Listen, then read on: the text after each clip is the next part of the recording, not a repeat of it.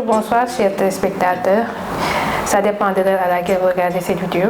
Les salutations vont aussi à l'endroit de nos vaillants agriculteurs qui sont actuellement en pleine campagne agricole, notamment au Sénégal. Aujourd'hui, nous allons parler brièvement d'une étape importante pour réussir son activité. Je veux nommer la préparation du sol, en particulier le travail et la fertilisation des sols. Alors, nous allons parler brièvement des types de sols, car il y a déjà une vidéo très explicite sur le sujet sur la chaîne, que je vous mettrai juste en haut et en bas de description. Si vous avez manqué cet épisode, on va voir que le sol est constitué entre 3 à 4 couches ou horizons. La première couche, c'est la litière, qui est constituée de matière organique, de feuilles mortes, d'animaux morts, etc. Ensuite, on a la couche arable qui constitue la première couche où les racines se développent. Ensuite, on a le sous-sol et la roche-mère. Un bon sol est un sol ressuyé, c'est-à-dire ni sec ni gorgé d'eau, contenant des espaces poreux et de l'eau. La composition du sol est à 90% du sable, du limon et de l'argile, de ces éléments-là, de 2 à 5% de matière organique morte, de micro-organismes, d'eau, d'air, de mycélium, c'est-à-dire des champignons. En fonction du type de sol, de la texture et de la structure, il peut être nécessaire d'apporter un amendement pour corriger la structure de son sol. Il faut savoir que le travail du sol peut nécessiter le labour, le bêchage ou bien le binage. Pour réussir son travail du sol, il faut quelques étapes et avant tout, il faut connaître son sol avec par exemple une analyse du sol. Un bon équilibre est toujours à chercher dans la composition du sol.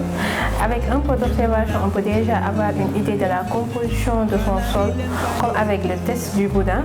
C'est un test qu'on peut réaliser directement dans son espace agricole sans avoir besoin d'aller en laboratoire. Par exemple, avec cet échantillon qu'on a reçu d'un client, le test du boudin, il suffit d'humidifier un peu la partie du sol où on souhaite réaliser le test et de faire une boule avec sa main. Et là, si la boule que l'on fait forme un rond et est très compacte, donc on peut dire que le sol est en majorité argileux.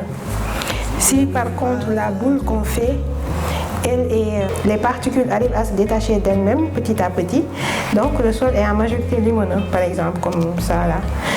Et si par contre, lorsqu'on fait une boule, les particules ne sont pas compactes, ils partent de l'autre côté.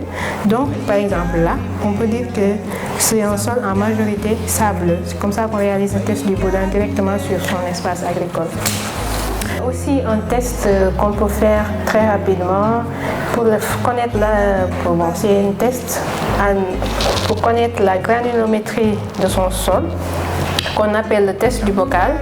Il suffit juste de mettre une petite quantité du sol de notre espace agricole dans un bocal avec de l'eau, de remuer un peu et de laisser ce bocal-là reposer 24 heures. Et après 24 heures, on aura les différentes couches du sol bien visibles à travers le bocal avec les matières organiques et les différentes couches sableux, limon ou argile pour connaître la structure de son sol. Ça, c'est quelque chose qu'on peut réaliser soi-même, chez soi, et avant de faire une analyse granulométrique en laboratoire.